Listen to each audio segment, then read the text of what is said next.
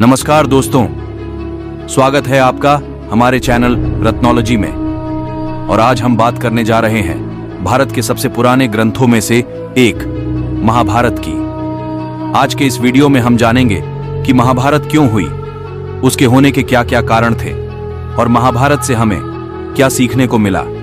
तो चलिए वीडियो शुरू करते हैं। Summary of Mahabharat. महाभारत प्राचीन भारत के दो प्रमुख संस्कृत महाकाव्यों में से एक है, दूसरा रामायण है। महाभारत कुरुक्षेत्र युद्ध की कहानी और कौरव और पांडव राजकुमारों के भाग्य का वर्णन करता है। महाकाव्य की शुरुआत कुरु वंश की वंशावली और चचेरे भाइयों कौरवों और पांडवों के बीच प्रतिद्वंद्विता से होती है। ईर्ष्या, लालच और महत्वाकांक्षा सहित विभिन्न कारकों के कारण संघर्ष बढ़ता है। युधिष्ठिर के नेतृत्व में पांडवों को, दुर्योधन के नेतृत्व में उनके चचेरे भाई कौरवों ने उनकी उचित विरासत से वंचित कर दिया। इससे घटनाओं की एक श्रृंखला शुरू होती है, जिसमें पासे का कुख्यात खेल भी शामिल है, जिसमें पांडव अपना राज्य, धन और यहां तक कि अपनी पत्नी द्रौपदी को भी खो देते हैं। अंततः पांडवों को 13 वर्षों के लिए वनवास पर मजबूर होना पड़ा। अपने निर्वासन के दौरान पांडवों को भगवान कृष्ण सहित विभिन्न चुनौतियों और सहयोगियों का सामना करना पड़ा। निर्वासन की अवधि के बाद वे अपने राज्य को पुनः प्राप्त करने के लिए लौटते हैं, लेकिन कौरवों द्वारा एक बार फिर इनकार कर दिया जाता है। कूटनीतिक प्रयास विफल हो जाते हैं और युद्ध अपरिहार्य हो जाता है। महाकाव्य का समापन 18 दिनों तक चले कुरुक्षेत्र के युद्ध में होता है, जहां पांडव विजयी होते हैं, लेकिन उन्हें भारी नुकसान उठाना पड़ता है। भगवत गीता महाभारत के अंतर्गत एक पवित्र ग्रंथ है, जिसे भगवान कृष्ण ने युद्ध के मैदान में राजकुमार अर्जुन को सुनाया था, जो गहन आध्यात्मिक ज्ञान और मार्गदर्शन प्रदान करता है। महाभारत हिंदू पौराणिक कथाओं में सबसे लंबे और सबसे प्रतिष्ठित महाकाव्य कविताओं में से एक है, जो महान कुरुक्षेत्र युद्ध और उसके असंख्य पात्रों की कहानी बताता है। महाभारत युद्ध के कारण बहुआयामी है और जटिल पारिवारिक, राजनीतिक और सामाजिक गतिशीलता में गहराई से निहित है। तो आइए महाभारत युद्ध के प्रमुख कारणों को ध्यानपूर्वक समझते हैं। कारण नंबर 1, उत्तराधिकार विवाद। महाभारत युद्ध का मुख्य कारण कुरु वंश की दो शाखाओं कौरवों और पांडवों के बीच उत्तराधिकार विवाद के इर्द गिर्द घूमता है। राजा पांडु की मृत्यु के बाद उनके पुत्र पांडव और उनके चचेरे भाई कौरव दोनों ने हस्तिनापुर के सिंहासन पर दावा किया। हालांकि दुर्योधन के नेतृत्व में कौरवों ने अन्यायपूर्वक पांडवों को राज्य में उनका उचित हिस्सा देने से इनकार कर दिया, जिससे दोनों गुटों के बीच दुश्मनी और नाराजगी फैल गई। कारण नंबर 2, ईर्ष्या। दुर्योधन की पांडवों के प्रति ईर्ष्या, विशेषकर उनके नेता युधिष्ठिर के प्रति, ने उन्हें हर मोड़ पर कमजोर करने और हाशिए पर धकेलने की उसकी इच्छा को बढ़ावा दिया। पांडवों की लोकप्रियता, कौशल और नैतिक धार्मिकता के प्रति उनकी ईर्ष्या ने उन्हें तर्क करने से अंधा कर दिया और अन्यायपूर्ण कार्यों की एक श्रृंखला को जन्म दिया, जिससे दोनों पक्षों के बीच तनाव और बढ़ गया। कारण नंबर 3, लालच और महत्वाकांक्षा। सत्ता का लालच और प्रभुत्व की महत्वाकांक्षा ने भी संघर्ष को बढ़ाने में महत्वपूर्ण भूमिका निभाई। संपूर्ण कुरु साम्राज्य पर संप्रभुता की दुर्योधन की अतृप्त इच्छा ने उसे कपटपूर्ण योजनाएं रचने के लिए प्रेरित किया, जिसमें पासे का कुख्यात खेल शामिल था, जिसमें उसने युधिष्ठिर को उसके राज्य, धन और यहां तक कि उसके भाइयों और पत्नी को भी जुए में फंसाया था। कारण नंबर 4,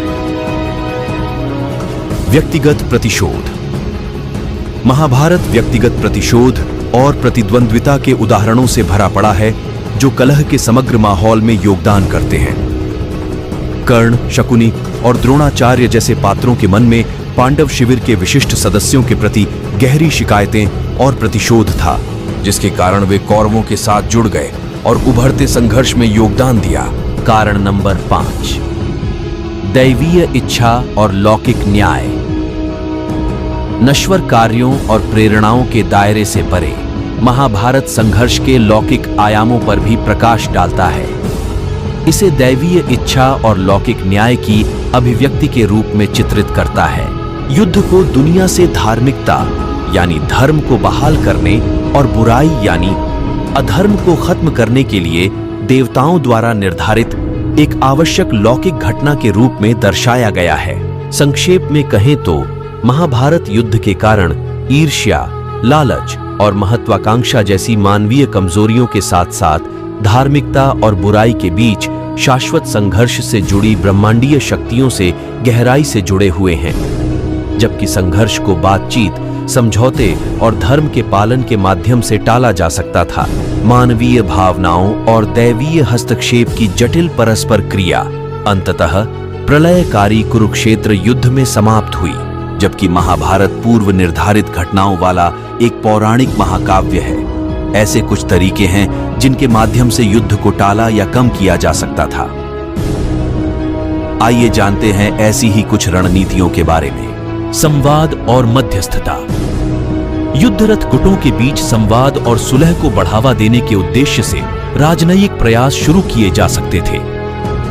भीष्म, विदुर या कृष्ण जैसे तटस्थ मध्यस्थ या बुद्धिमान बुजुर्ग शांतिपूर्ण बातचीत को सुविधाजनक बनाने और निष्पक्ष समझौते और मध्यस्थता के माध्यम से उत्तराधिकार विवाद को हल करने के लिए हस्तक्षेप कर सकते थे।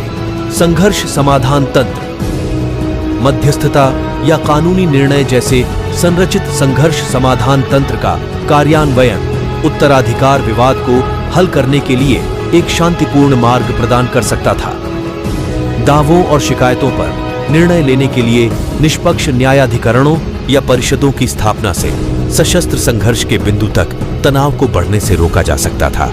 नेतृत्व की जवाबदेही, अन्याय और आक्रामकता भड़काने वालों, विशेषकर दुर्योधन और उसके सहयोगियों को जवाबदेह ठहराने से शत्रुता को और बढ़ने से रोका जा सकता था। गलत कार्यों के लिए जवाबदेही सुनिश्चित करके और न्याय और धर्म के सिद्धांतों का पालन करके संघर्ष के बीज को शुरुआत में ही खत्म किया जा सकता था। दैवीय हस्तक्षेप। महाभारत के पौराणिक संदर्भ में दैवीय हस्तक्षेप घटनाओं के पाठ्यक्रम को आकार देने में महत्वपूर्ण भूमिका निभाता है। दैवीय ज्ञान की अपील करना और भगवान कृष्ण जैसे परोपकारी देवताओं के हस्तक्षेप की मांग करना पात्रों को धार्मिक कार्य और सुलह की दिशा में मार्गदर्शन करके आसन्न आपदा को टाल सकता था।